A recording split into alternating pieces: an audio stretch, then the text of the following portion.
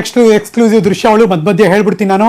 MTB Nagaraj ನೇರವಾಗಿ ಅಲ್ಲಿ ಹೋಗಿ ರಾಜ್ಯಪಾಲರಿಗೆ ತಮ್ಮ ರಾಜೀನಾಮೆಯ ಪತ್ರದ ವಿಷಯವನ್ನು ತಲುಪಿಸ್ತಾ ಇದ್ದಾರೆ ಅನ್ನುವ ಭಾವಚಿತ್ರ.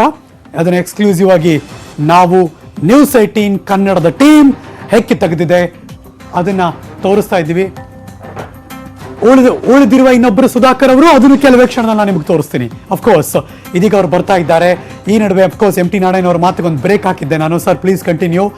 ಈ ಬೆಳವಣಿಗೆ ಇದೆಯಲ್ಲ ಸರ್, ಇದು ಈಗ ಸಿದ್ದರಾಮಯ್ಯ ಅವ್ರು ಮಾತಾಡ್ಬೇಕು, ಅವರದೇ ಧಾಟಿಯಲ್ಲಿ ಅವ್ರು ಮಾತಾಡಿದ್ರು, ಅವ್ರು ಇನ್ನೊಬ್ಬರ ಮೇಲೆ ಗುಬೆ ಕೂರಿಸ್ತಾರೆ ಅಥವಾ ಅವ್ರದೇ ಗೂಂಡಾಗಿರಿ ಅಂತ ಮಾತಾಡ್ತಾರೆ. ಏನ್ ನಮ್ಮ MLA ಅಲ್ವಾ, ನಾವು ಮಾತಾಡ್ತಿದ್ವಿ is a good wisher, well wisher ಎಲ್ಲ ಹೇಳ್ತಾರೆ. ಈ ಪ್ರೀತಿ ಇವಾಗ ಉಕ್ಕು ಬರ್ತಾ ಇದೆ. ನಿಮ್ ವೆಲ್ ವಿಷರ್ ಆದ್ರೆ ಹಿಂಗ್ ಮಾಡ್ತಾರಾ ಸರ್ ಯಾರಾದ್ರೂ? ವೆಲ್ ವಿಷರ್ ಎಲ್ಲಿವರೆಗೆ ಅಂದರೆ ರಾಜೀನಾಮೆ ಕೊಡೋವರೆಗೆ. ಕೊಟ್ಟಾದ್ಮೇಲೆ ಏನಾಯ್ತು ಅದನ್ನು ಅವ್ರು ಒಪ್ಕೊಳ್ತಾರೆ.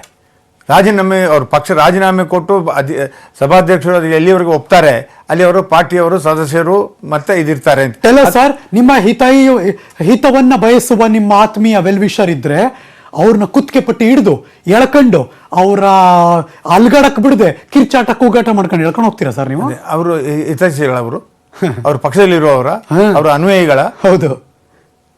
ಯಾರಾಯ್ತು ಬಿಜೆಪಿಯವ್ರು ಯಾಕೆ ಬಂದು ಪ್ರೊಟೆಸ್ಟ್ ಮಾಡಿದ್ರು ಅಂತಾರೆ.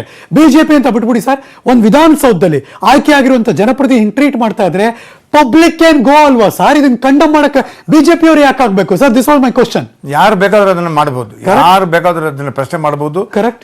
ಸಾರ್ವಜನಿಕರ ಅಧಿಕಾರನೇ ಇದೆ ಅವರಿಗೆ ಮಾಡಬೇಕಾದ್ರೆ. ಸಾರ್ವಜನಿಕರ ಪ್ರತಿನಿಧಿ ಅವರು. ಎಕ್ಸಾಕ್ಟ್ಲಿ. ಅವ್ರು ಎಲೆಕ್ಟ್ ಆಗಿ ಬಂದು ಮಾಡಿ ಇಂತ ಈ ರೀತಿ ಮಾಡ್ತಾರೆ. ರಾಜಕಾರಣ ಬೇಡ ಸರ್, ನಮ್ಗೆ ಬಿಟ್ಬೋಣ ಸರ್. ಅದನ್ನ ಮೀರಿದ ಬೆಳವಣಿಗೆ ಸರ್ ಇದು. ಹಾಗಾಗಿ ಯಾಕೆ ಸಿದ್ದರಾಮಯ್ಯ ಅವ್ರು ಹಂಗೆ ಮಾತಾಡ್ತಾರೆ? ಅವರು ದಾಂಟಿಯೇ ಅದು.